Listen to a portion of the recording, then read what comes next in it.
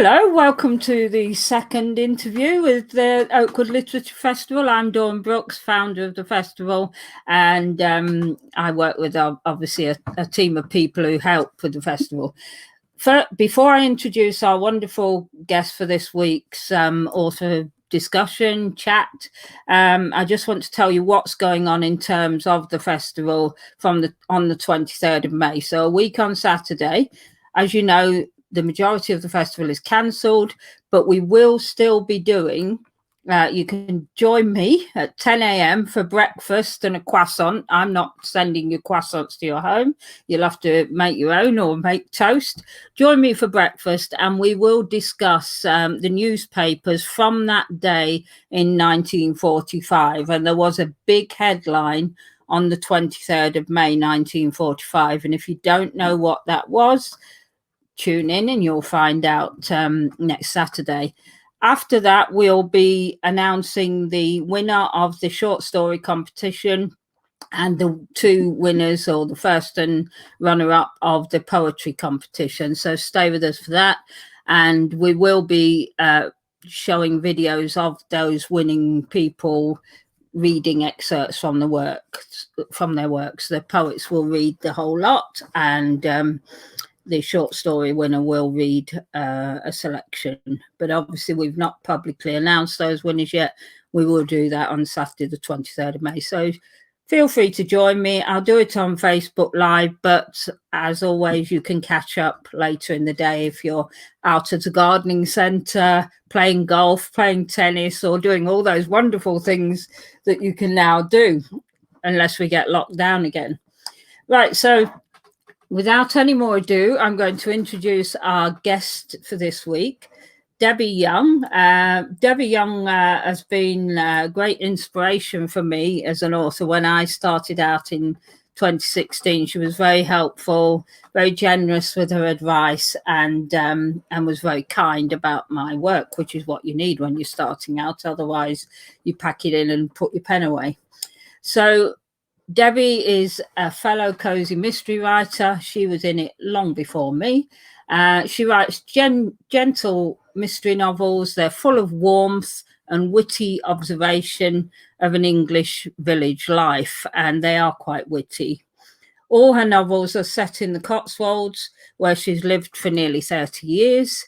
Her sixth novel, Secrets at St. Bride's, was shortlisted for the 2020 Selfies Award for the best published fiction in the UK. Stranger at St. Bride's, which is the second in that series, will be published from the 1st of July. So without any further ado, I'm going to bring Debbie online and we'll introduce her and ask her some questions. Hello, Debbie. Hello, Dawn. Nice to be here. Lovely to catch up with you and with all your friends. Yes. Oh, I forgot to say, if you are tuning into this stream, please post a comment in the comments box. And as you post, just say hi. And as you post a comment, I'll say hi back as and when there's a space to do so. And if you want me to ask Debbie any questions, I'm not sure if I've probably excluded Debbie from seeing the comments so that she doesn't get distracted when she's trying to speak. So if you want me to ask her a question, please fire a question in the comment box and I'll do my best to ask her what you want to know. So, Debbie, keeping well? Yes, I'm all right, thank you. Yes, I'm very lucky, because I have a nice house with a very big garden, and my husband's a very keen gardener, so he does all the work in it. I just direct proceedings, and in the glorious weather that we've had over the last couple of weeks, off and on, it's been lovely to go and sit and write in the garden, or to sit in. I've got various sort of cozy corners of the garden where I can go and curl up with a book as well, which is lovely. Yeah, always a good thing, isn't it, if you've got a garden? I feel sorry for people in flats. But I expect they'll be doing a lot of outdoor exercise from now on.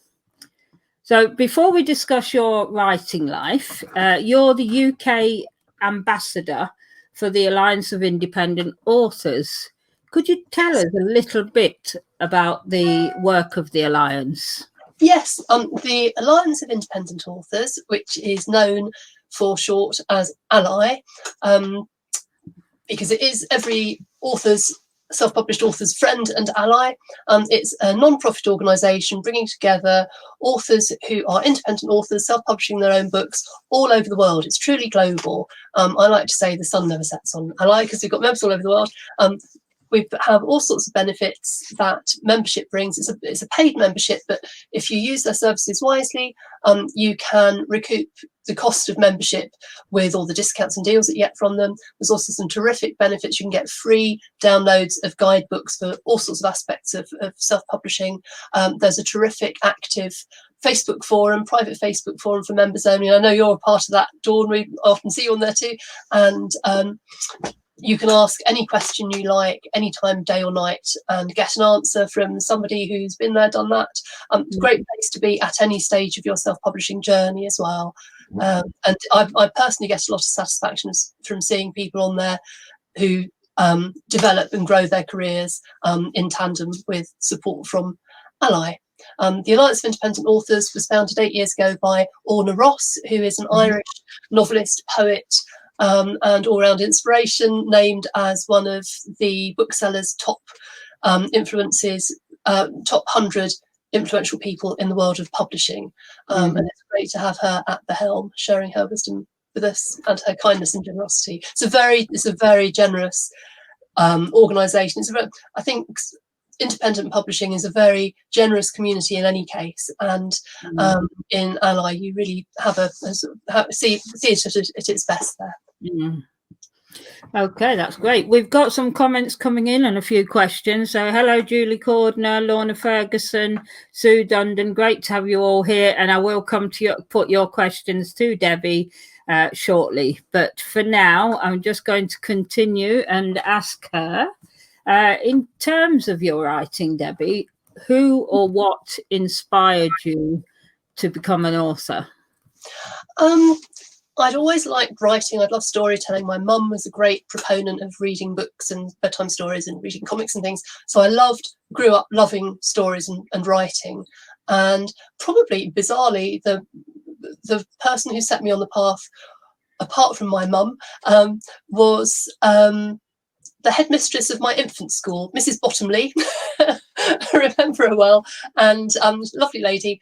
And when I was in my second year in the infant school, I wrote a story about a witch, and she liked it so much that she sent me round every class in the infant school to read my story to them. And that made me think, oh, actually, I'm not just writing this for myself, I'm writing for other people as well. And it got me hooked, really. So I loved writing. I loved English, was my favourite subject at school. I had an English degree, wanted to take it as far as I could, and then went into careers where I could use my writing skills, but was told by the head of careers at my school, oh, you can't be an author, you can't make a living as an author, go and do something sensible that'll earn you money. And to be fair, it was a lot harder in those days. I mean, self-publishing has been a huge enabler for people to earn their living writing, which I now do. So I went and worked in all sorts of organisations, but usually with a writing role in marketing, public relations, journalism. And then I hit a significant birthday, and I thought, well, if I'm not careful, I'm going to run out of life, run out of time in which to write all the books that are going around in my head. And so I made a snap decision to give up my full-time job. I'd always worked full-time since graduating, to go part-time and have more time for writing. And shortly after that, I went to work for Writing Children's Reading Charity, which was a great reinforcement for me of the magic of words and storytelling. It was called Readathon, Read for Good, it's called now. They run readathons in schools all over the country. You may have seen them on Children in Need. They provide free storybooks to children in hospital as well. Great charity. Oh, anyway, yes, I have. That reinforced to me the importance of books and reading, and I got on with my writing, had lots of ideas, started writing, found out about the Alliance of Independent Authors, which was just setting up at that point. And somehow I found myself, before long, asked by Orna to be the editor of the daily blog. It was daily at that point. So then for the next 8 years, I edited the blog for the Alliance of Independent Authors with a new post of advice on self-publishing or any aspect of writing self-publishing every day. I didn't have to write it, I hasten to add. I had to talent spot everybody else with the ideas. That would be a lot of work, wouldn't it? Yeah. So I edited it and presented it and shared it. And of course, that was the fast track to knowledge as well. I learned so much by tapping into everybody else's wisdom there. And that gave me the encouragement, really, just to really go for it. And just learning about self-publishing as well. That was a huge empowerment, because now we can be our own publishers. You are not dependent on the whims of others, which is very exciting, as you found too with your career. Yes, exciting. I've got a few more hellos. Susie Dundon Innes says, hi, Debbie and Dawn, from Susie and baby Paul. Baby Paul you haven't met yet, but they have had poor baby Paul has been not very well socialized since his birth in January. And Sue says, hello, Debbie and Dawn. Right, so on to the next question, and then I'll come to to Lorna Ferguson's question. So you're currently writing 2 series of cozy mysteries. One is set in a boarding school and the other in a Cotswold village. What inspired you to delve into each of those areas in particular? We covered this a little bit in the introduction, but yeah, let's go for it. I love, since living in Hawkesbury Upton, which is a small village in the Cotswolds, about 1,600 people in the parish, very active village community, moved here in 1991 and just got swept up by village life. Having lived in the suburbs all my life, I couldn't believe I could live somewhere where everybody knew everybody else knew everybody else's business, and it's a great place to live. Everybody looks out for you in good times and bad, and I love the sense of community, and I wanted to, looking for a theme for writing novels, I wanted to embrace that sense of community and celebrate it, and also make it clear to people who never venture into villages that that kind of community life and community spirit is still real. A couple of readers have described my books as nostalgic, and I have to say to them, no, if you live somewhere like here, it really is like that. It really can be like that. Without the murders, of course. Without the murders, yeah, we haven't had any murders that I know of in the village. but it's quite funny because my books definitely classify as feel good, upbeat fiction, and despite the odd murder, I'm quite gentle with my murders as well. But somebody described them, I think it's Rosalind Minette, described them as rose tinted murder, you know. So, and most of the books are very, very positive about community life, and they're also about celebrating difference and accepting difference in people. And I suppose I have an underlying serious mission behind it, because they're very jovial books. I have a serious underlying mission to get people to pay more attention to their neighbours and to their friends, and to understand people's difference and to tolerate difference, and to get to know people before judging them. And that's at the heart of all the books I write. So the Sophie Sayers Village Mysteries, which start with Best Murder in Tow, that is set in a village called Wendlebury Barrow, which is very similar to the village of Hawkesbury Upton, which I live in. All the people are fictitious, all the situations are fictitious, although it was inspired by our village show, traditional village show. And with the other series, the St Bride's School series, this is on Secrets at St Bride's. That's inspired by having worked for 13 years in a boarding school community. I was in charge of marketing and pupil recruitment at a girls' boarding school down the road from where I live, also in the Cotswolds, called Westonbirt School. Again, characters and situations are completely invented, but it grew out of my love for the community, of working in the staff room. It was fantastic being part of the staff room team. And again, it's about embracing difference and celebrating difference and working together as a community against whatever adverse circumstance strikes you, a murder on the prowl or whatever.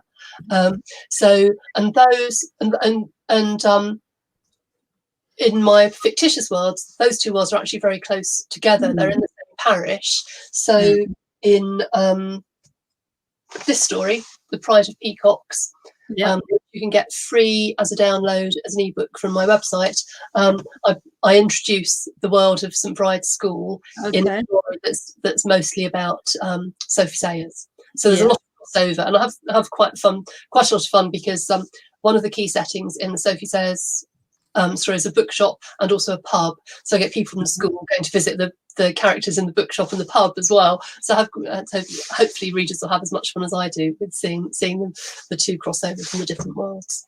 Okay, so that's pretty good. I'm just writing a banner to show that that your Pride of Peacocks was available for free. There you go, available for free. Okay, so Lorna Ferguson wants to know, given you write different series, do you have a favourite?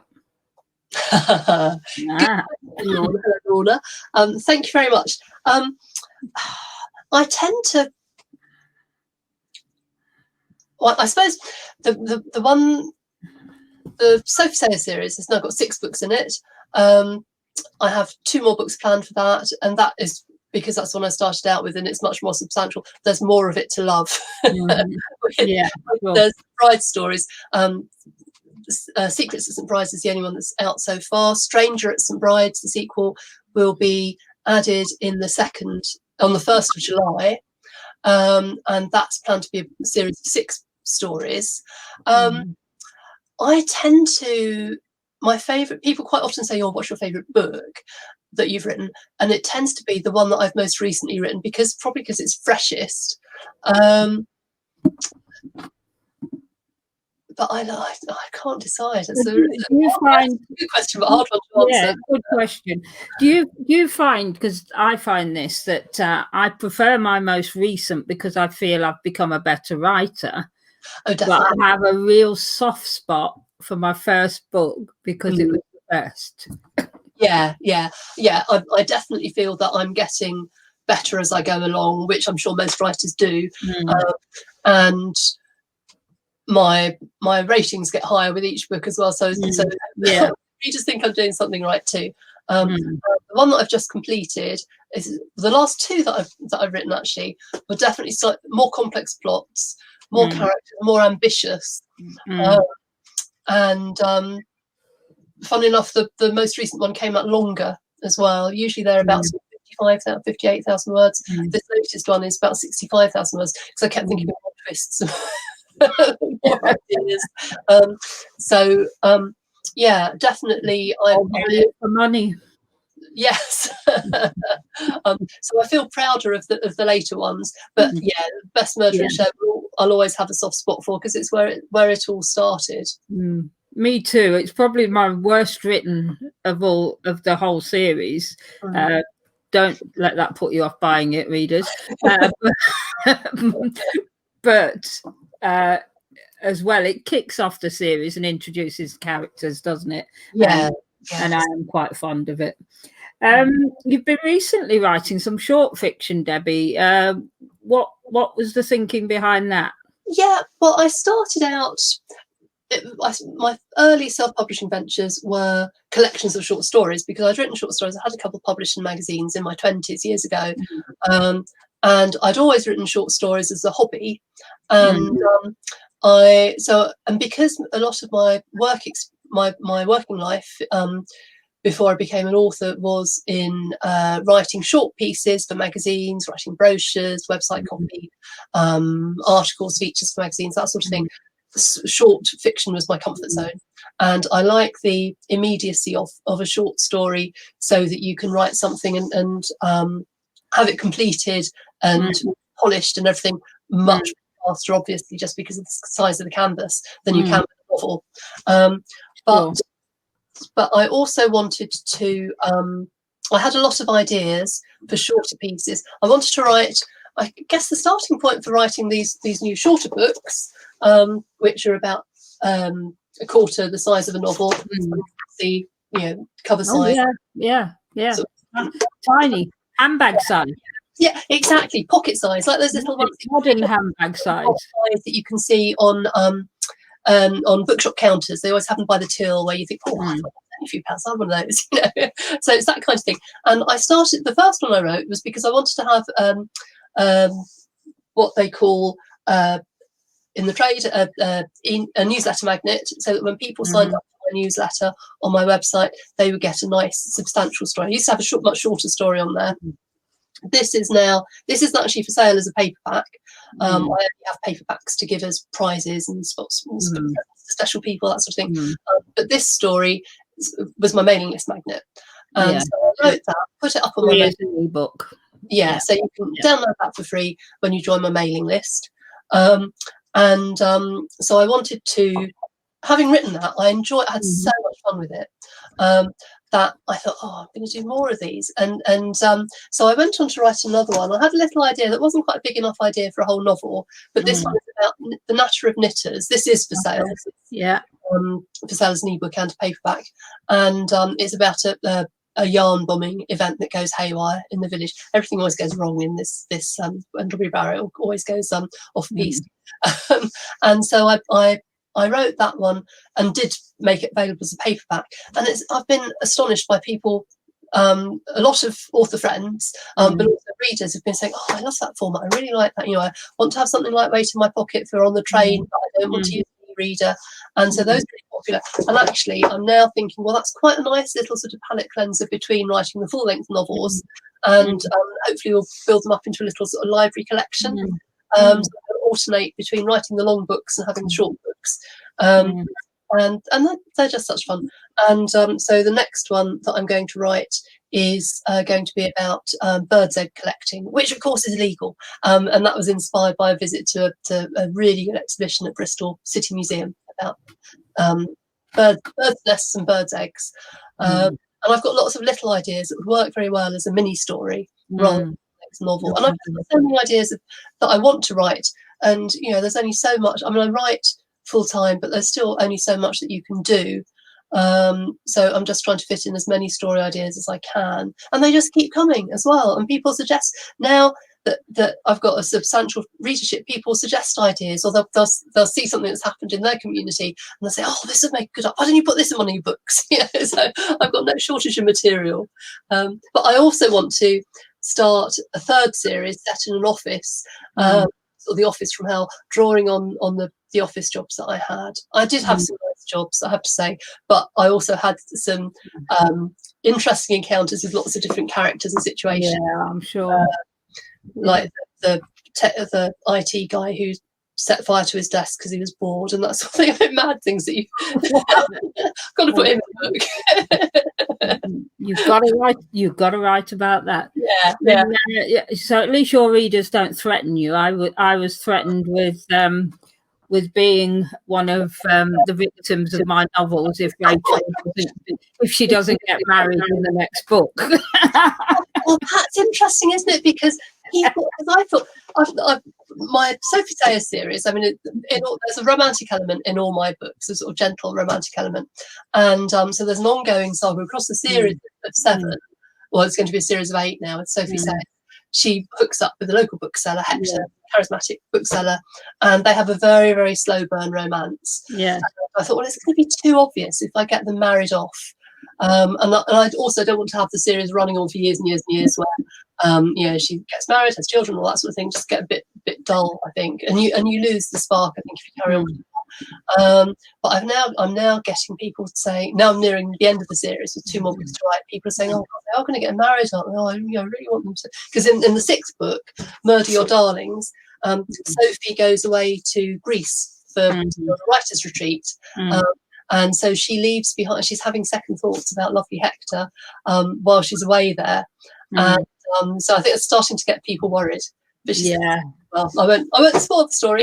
Yes, it happens. Well, as I say, on pain of death, I think Rachel's going to get married. But then they're saying, well, it doesn't stop when she gets married, does it? I don't want it to stop. Well, that's another reason why I'm thinking I can keep these little stories going, because these can go on ad infinitum without becoming dull or being time specific as well. Because with this series, it's very each one is set at a different season. So this is in the summer, the next one's at Halloween, next one's Christmas, and so on. And it's going to run the whole course of the village year. But these I can dot about. They don't have to be necessarily within that sequence. They can be happening long after Sophie and Hector get married, or doesn't even need to mention that. The state of their relationship at that point. The stories can still have a little bit of romance in to have a bit of fun in there as well. So in this one, Sophie takes up knitting, and Hector gets quite jealous because she's spending all her free time knitting and not paying attention to him. So there's lots of little things like that I can keep the relationship going without risking overdoing it. I mean, one of the writers or the series that I'm inspired by is 40 Towers, television series 40 Towers, and also Cabin Pressure, the radio comedy series. But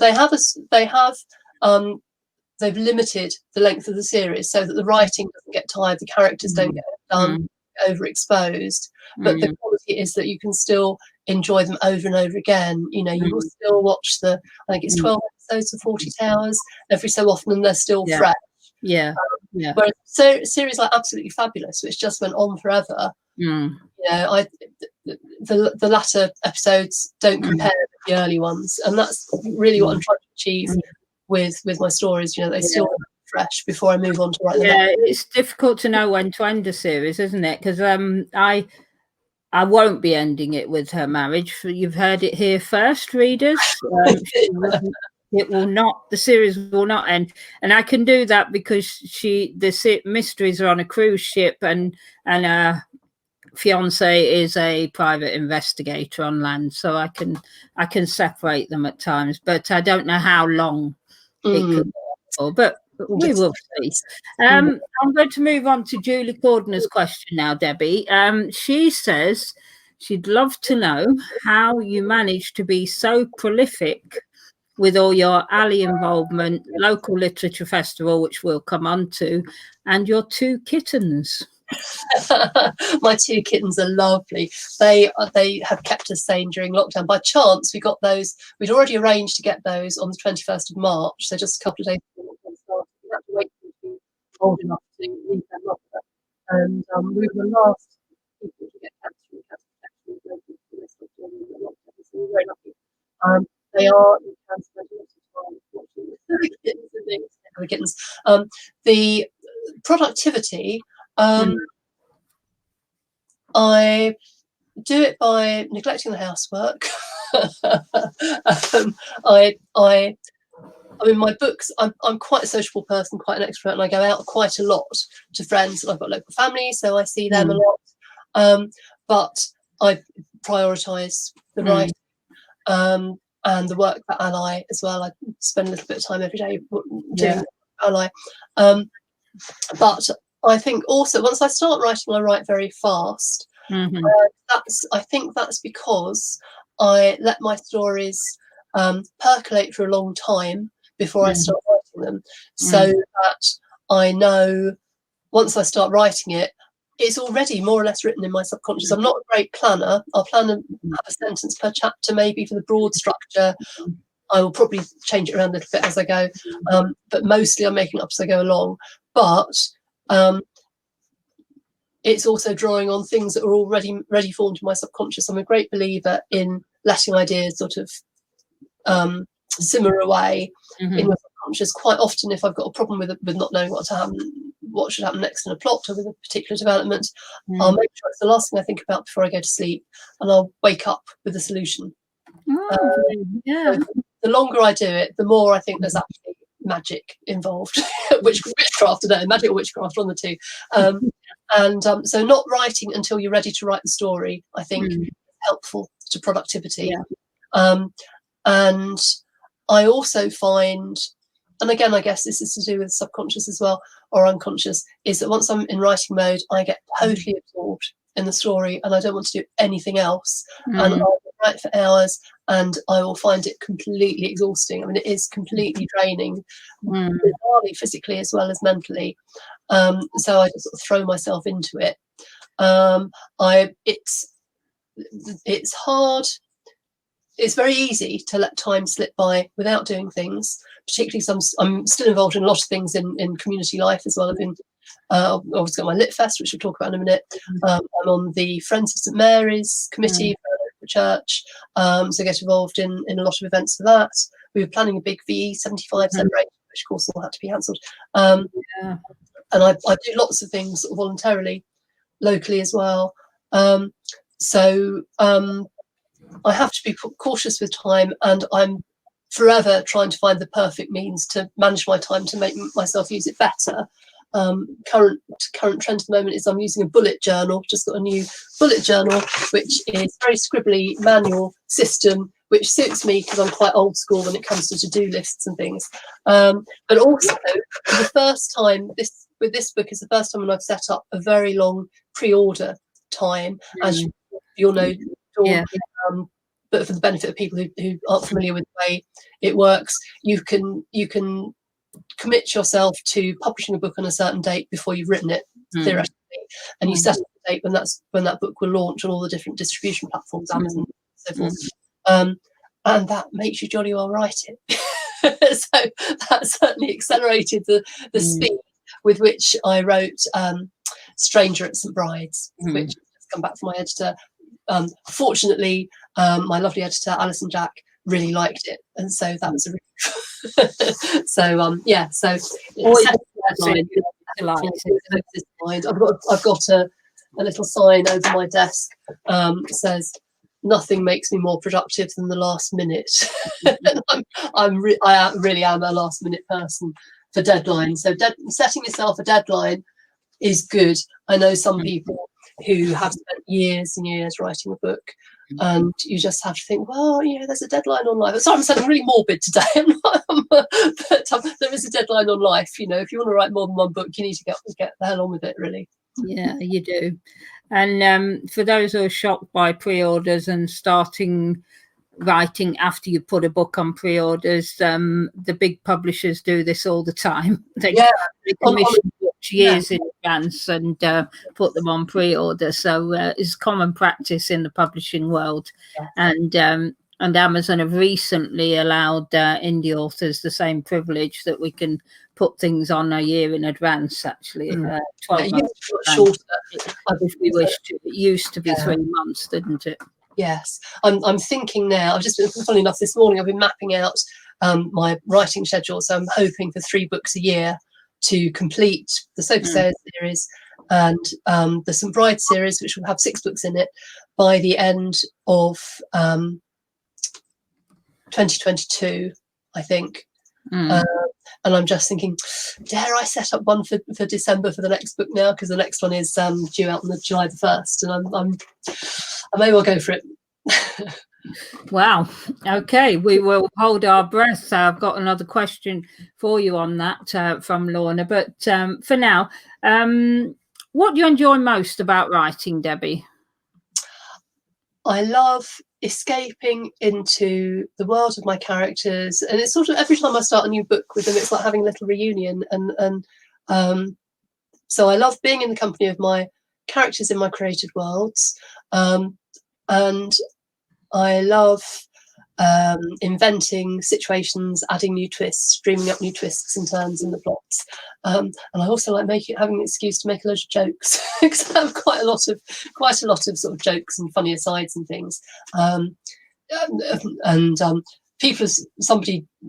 One reader said, "Oh, it's a laugh on every page." It's not quite a laugh on every page, but there are lots of sort of light moments. So I enjoy laughing at my own jokes, which is very bad manners, but I like doing that. And of course, whenever a reader sends me a lovely comment, then that just makes it all worthwhile. Lorna's asked, given we're living in a particularly stressful times, really, Lorna, do you think so?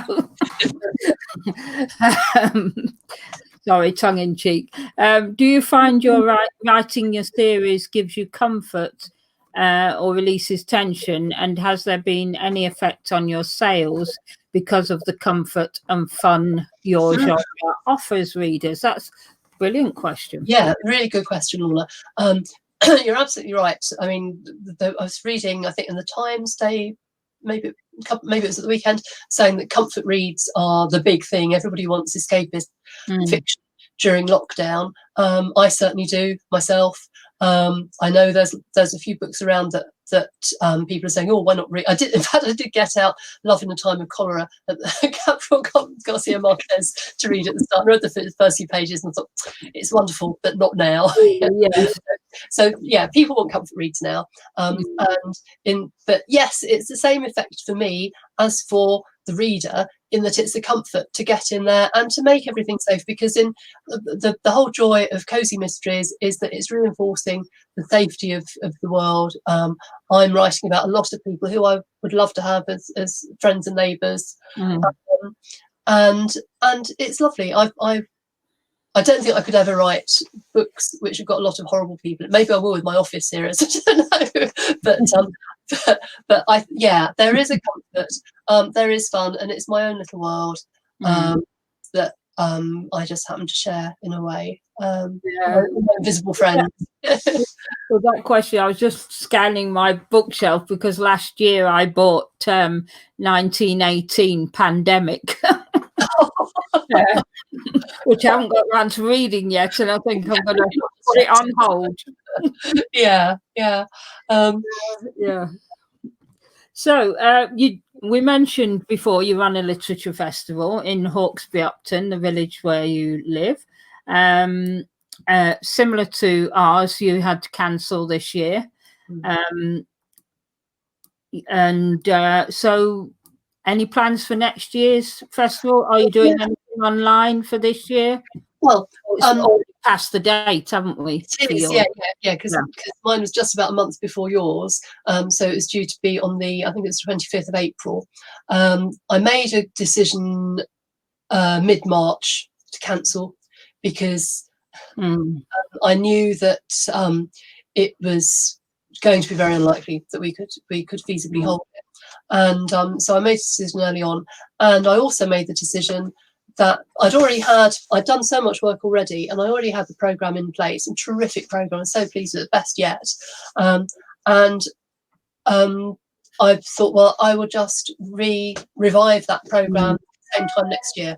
So and providing that all the authors are free for it, they'll just have we'll have it next year instead. It will still be just as relevant. There were no real sort of time critical themes for any of the talks, so we'll just do the whole thing next year. In the meantime, what I'd also decided to do quite early on after cancelling was I have on the front wall in my house, I have a little free library. Little Free Library is a movement started in America where you put books for people to help themselves to. It says on the tin, really. And so I thought, right, I'm going to have a festival in a box. So for the last few weeks, I've had exclusively books by festival authors in the box. So they're still in spirit. They're still in Hawkesbury Upton, even though they can't come in this year. And so and I've put the banner up for the festival as well, so that locals people who are going past on their daily walk can pick up a book from a festival author and still be introduced to their terrific books. I've started to add a few more books back in there now, but I'm still giving priority to festival authors' books. And I'm also doing a few interviews and on the blog and social media and things, and flying the flag for those authors in the meantime. So that's been really well received. Obviously, when we actually have the festival, we have visitors coming much from far and wide, not just from the local community. We have people coming from literally hundreds of miles away to attend, and because it's the 6th year now, so we've got a strong reputation over the years. But it's been quite cheering for the local community, I hope. I've had some really nice comments from do people return those books? Return or borrow and hand on? I've said that they can keep them if they want to, or if they want to bring them back, then they can share them with other people, or if they want to pass them on to their friends and relations, that's fine too. I see its purpose really as just spreading the word about great books and encouraging people to read for pleasure, helping people who perhaps don't have the budget or wouldn't prioritise buying books for themselves, as well as giving more books to people who are real avid readers who are missing conventional libraries. Obviously, we can still all order online, and lots of people are ordering online, but everybody's budget has a limit, and also encourages people to try books that they might not otherwise try, and to try authors that they haven't heard of necessarily, and just adding to the mix. So one book's for idea. So all those authors that were going to attend the Oakwood Literature Festival this year, send your books to me, and I'll set up a little library. I've got a little. I've got a gap in the wall. I've often wondered about it, but had nowhere to put it. But now I think of it, I've got an outside wall, and there's a little indented gap, and it would be perfect for building a little bookcase inside there if I can get someone to do it. London Innes, I don't know whether he's listening to you, but he's very good at do them. Yeah, if you look at the Little Free Library website and the Facebook page, you can see there's also, I mean, mine are sort of paint boxes with perspex fronts that my husband and my dad made, but you see them inside trees and phone boxes and all sorts of things. But when they started out in America, a lot of people were using the sort of American style mailboxes, on a post in their front gardens. But there's also a template on there for the sort of the standard one. So I'll just give you a right. I think enough hints thrown out there. So during the lockdown, we've already mentioned that we're readers as well as writers. Everybody's looking for stuff to read. And even now we're allowed out to sit on benches and sunbathe, but we'll still want that book with us. So what books would be in your top 3 to recommend reading? Well, I've got two that are real comfort reads, that are very funny, warm, sort of life-affirming books, both vintage books, really.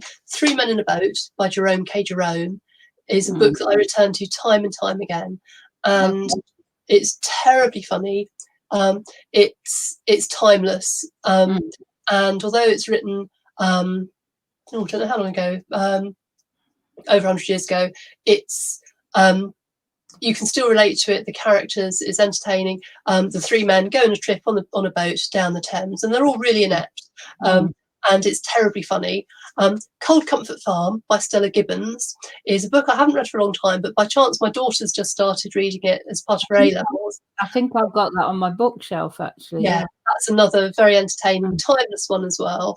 And a third, I'm going to cheat slightly and recommend a trilogy, because we've just had the 75th anniversary of VE Day. Yeah. And so we've all been thinking a lot about wartime. I've also just been hooked on watching The Crown on Netflix. I've only just caught up with what everyone else started watching 2 years ago.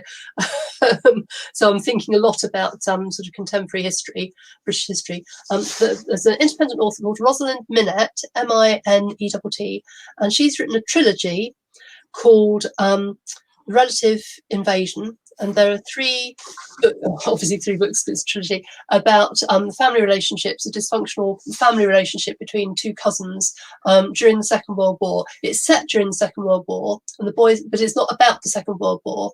It's about the relationship between the family members, and the boys are evacuated to the country. It starts off in London, they're evacuated, come back again, and that's a really gripping. I think it's one. Right. I think it's probably one M. Okay. Yeah, and she's a psychologist. It's a very clever, insightful book about people's personalities and the interactions in families and rivalries in families. But it's also very good about the Second World War. And I think a lot of people, when lockdown started, they were saying, "Oh, well, people survived the war" and all that sort of thing. And it's a different kind of lockdown in a way. Very and quite provocative to read just now, I think. But she's a terrific writer as well. Okay, thank you. Okay, so I think that nearly concludes our interview, but just let us know, where can anybody find out more information about you and your work? Yeah, my author website is authordebbieyoung.com. There's links on there to all my social media. I've got an author Facebook page, which I think is also author Debbie Young. I'm on Instagram at Debbie Young Author. I'm on Twitter at Debbie Young BN. But the links to all that stuff is on my website. So, but I mean, if you Google Debbie Young Author, it'll go to my website anyway. I blog on there, usually blog on there every Wednesday. There's a first chapter of each of my novels on there that you can read for free. Loads of stuff. I write quite a lot about the inspiration behind my books, different ideas, how they've come to me. And that's just a bit fun if anyone wants to go and have a look at that. And join my mailing list where you can get a free copy of the Project. And that's very clear on the website. Also at the moment, I would say that Best Murder in Show is you can download that for free from Amazon, Kobo, Google Play, all those platforms, ebook platforms, for free at the moment, which will be until the end of this month. I'm not sure about it after that, but you can download it for free now while you can, and that will give you a flavour of that series. It's a summary read, light-hearted fun, good escapist lockdown reading. I would say that. Brilliant. Thanks, Debbie, for giving your time to the Oakwood Literature Festival again. Debbie actually opened the first festival. Yeah, thanks for joining me today. And I'm going to switch you off and just conclude this this video. Lovely to see you again, Debbie. Thanks. Thank you very much. Lovely to catch up with you. Best of luck with your festival. I shall think of you on that day because I know when it is, because it's my daughter's 17th birthday. So in between trying to manage a lockdown birthday, I'll send you positive vibes from Hawkesbury. Oh, congratulations to your daughter for her 17th birthday. Poor thing. I bet she's missing her friends. Yeah, she's doing really well. She's got all this technology mastered, so they're chatting about every other night. But yeah, shame for birthday parties and things as well. Brilliant. Thanks, Debbie. See you again soon. Speak soon. Bye. Bye. And that was Debbie Young. That was a very interesting conversation, as always, when one speaks to Debbie. And do please, I'm not going to waffle on, but do please join us on the 23rd of May. You never know, there might be another one of these next Wednesday if I can find some poor unsuspecting author to come online. And if not, I might even actually try and find some poor unsuspecting poets to come and do some performance poetry. But anyway, for now, see you on the 23rd with a croissant and a cup of tea, or next Wednesday. But keep an eye on the Facebook page and I'll let you know. Thanks for joining me today. It was lovely to have you all along. Bye.